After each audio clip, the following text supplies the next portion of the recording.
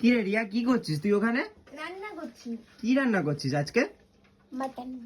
সত্যি? এই সিরিয়াসলি আমার তো বিশ্বাস হচ্ছে না, কই দেখি। ওরে লাল লাল হয়েছে তো মটন গুলো, কিন্তু আজকে হঠাৎ মটন হচ্ছে কেন? তুই আজকে আমাদের বাড়িতে এসেছিস না, তাই আমি তোর জন্য মাটন রান্না করছি। বাবা, আমার জন্য আবার মটন করতে হচ্ছে?